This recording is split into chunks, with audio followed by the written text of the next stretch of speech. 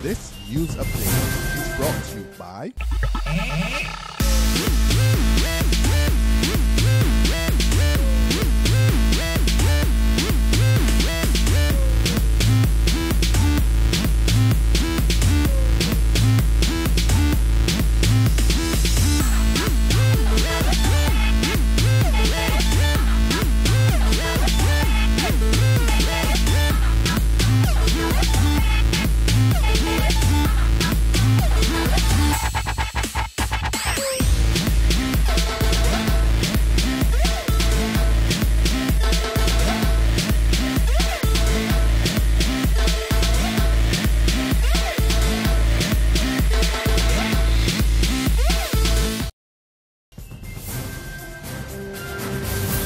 This is the Noon Barbados Today update for Friday, August 15th, 2014. I'm Dawn Paris. Good afternoon. It's the day after, but this year's top performers in the CAPE exams and the Associate Degree Program are still basking in the glory of their scholarship and exhibition awards. One of the most talked about winners is Janelle Odell, who's been blind from the age of 6. She says she's looking forward to pursuing a career in law. The Barbados Community College student says she was even more determined to do well in her exams after government announced that students will have to pay tuition fees at the University of the West Indies come September. It has all been a challenge for me, being a person who's visually impaired. The studying, obtaining the material and stuff was difficult, especially for literature. I've been searching for these books all over the place. The Western literature was especially difficult. Finding the books, I had to scan it. In some cases, I had to actually let my brother record the books for me so I could listen back to them to be able to keep on top of the class. Law was difficult also, being able to obtain the cases and stuff. But with determination, I was able to do it. Her mother, Heather, is also overjoyed at her daughter's success. I feel so good and proud of my daughter. This is something I've been praying for, and I can see the results now. Another top achiever is Todd Levine, who became the first member of his family to become a Barbados scholar. He admits that the workload was tough, but a dare to better his brother in academics was just the motivation he needed to propel him to the top. Congratulations once again to all the award winners.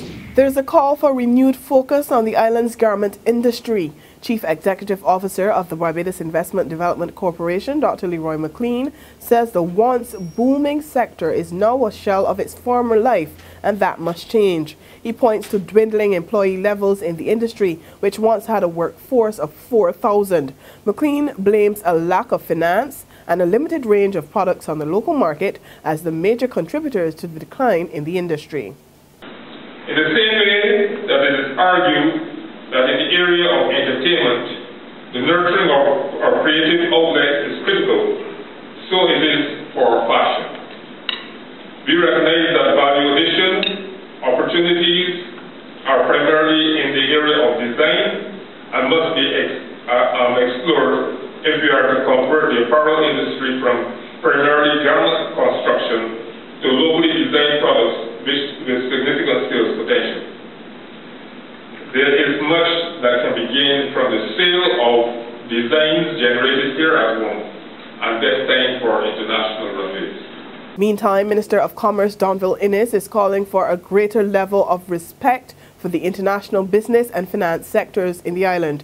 Addressing officials at the launch of a new block for the offshore fabric company Gildan Activewear, Inniss maintained that these companies make significant contributions to the island's economy by employing Barbadians in various categories, ranging from full-time staff to those involved in construction of buildings. Having said all of that and having planted in your minds the importance of this sector, I want to say on the other hand that we have to continuously do our best to provide the best possible level of service to the business community in Barbados.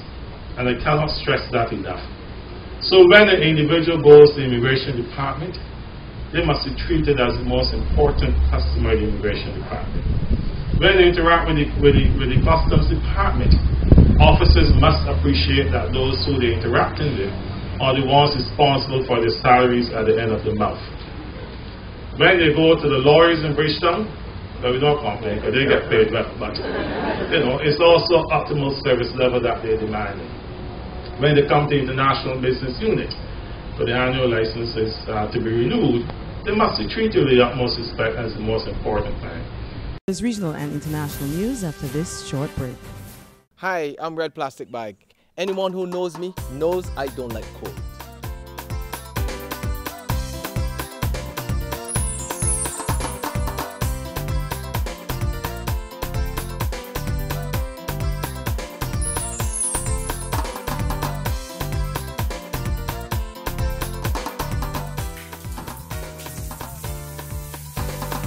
Sunshine reigns in my country. I love it.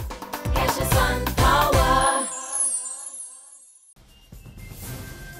Two developments in the region now. National honors awarded to 19 people in Antigua and Barbuda are now in doubt.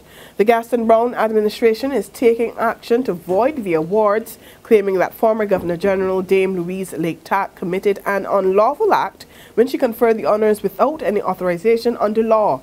In a statement, the government charges that Dame Louise diminished the value of the national honors when she awarded her son, her gardener, her secretary, and 2 police outriders with honors. The statement adds that the National Honors Act does not allow a vindictive official determined to undermine the value of a national honor to handpick members of her family and others who do not fit the criteria.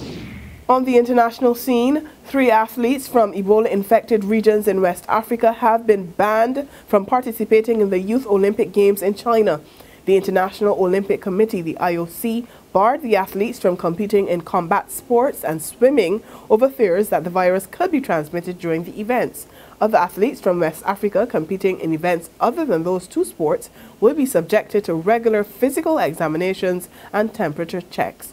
In apologizing for the stance, the IOC promised to fly the flags of the barred athletes at the August 16th to 28th meet.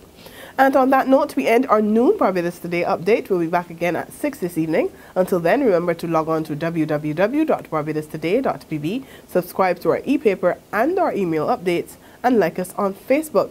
You can also catch us on Izumi Media in bus terminals or on Screenplay at gas stations and supermarkets near you to get all the latest news and sports. I'm Dawn Paris. Have a wonderful day. This news update is brought to you by